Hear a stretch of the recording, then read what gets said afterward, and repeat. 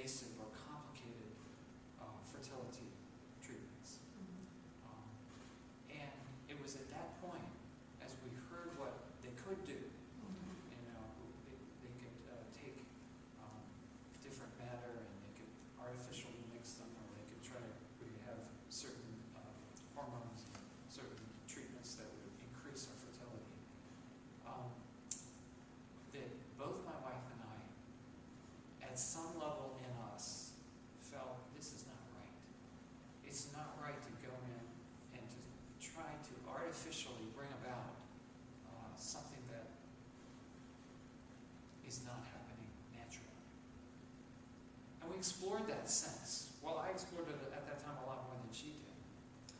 But of course, if you shy away from doing too much complicated encouragement of fertility because it's not natural, then what's the justification for eliminating your fertility in a way that's not natural? If it works one way, it works the other way as well. And so I began to realize that the same kind of sense that would lead me not to want to artificially produce a child should lead me to not want to artificially inhibit the creation of a child. And as I explored that idea, for whatever reason, God put that in my mind to explore it, I discovered some amazing things.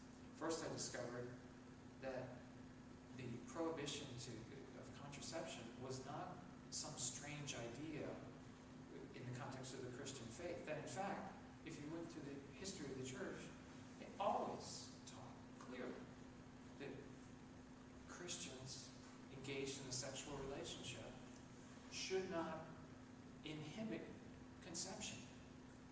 That is part and parcel of the gift of sexuality that God gave to us. In fact, I found out that my own church, the Episcopal Church, strongly taught that until about the 1920s. And then it changed. It changed for what seemed to me political reasons, still seem to me kind of political reasons, to try to make the church more palatable and the demands of morality easy on people.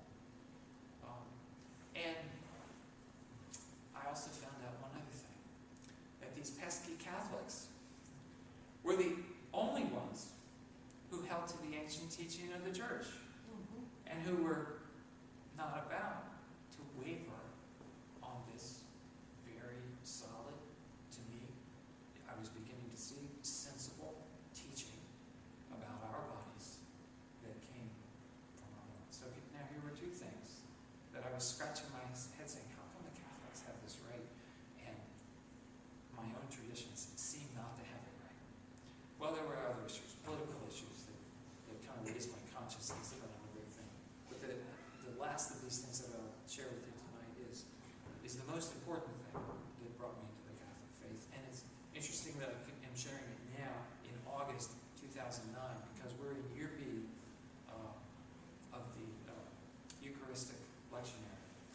And during the summer of year B, the Mass readings for Sunday go through the Gospel of John, and particularly the passages of John, where Jesus is speaking to the crowds in his Bread of Life discourse.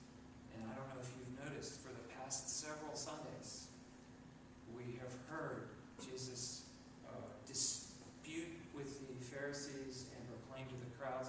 Well, we started out with the feeding of the 5,000, John, and then his great discourse, I am the bread of life. He who eats this bread will live forever. I am the bread from heaven. All of these great passages in John. As I was, as an Episcopalian priest, preparing sermons and interacting with these passages back in 1997. So that would be 12 years ago now. I could not avoid understanding them in a Catholic sense. Right in the Bible, here's Jesus saying as clearly as anything, you need to eat my flesh.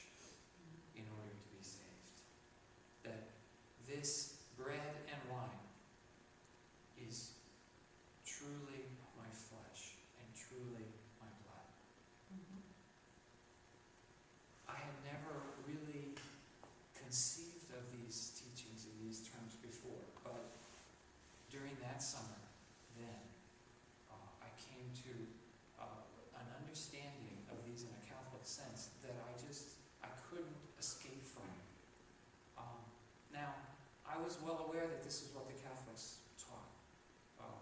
By that time, was reading and had read many of the things that the Holy Father, Pope John Paul II, was writing and was speaking. And I had become very familiar with the Catholic teaching on this. So after coming to that understanding, I came to kind of a crossroads in my thinking in my life where I had to say, well, am I going to continue to be an Episcopalian priest and teach things and represent a form of teaching that I don't actually believe anymore? Or am I going to take the difficult step to align where I'm working and the church that I'm alive with what I had come in my heart to believe? And I think I'm going to stop here and save that the rest of that story to share, because it's similar to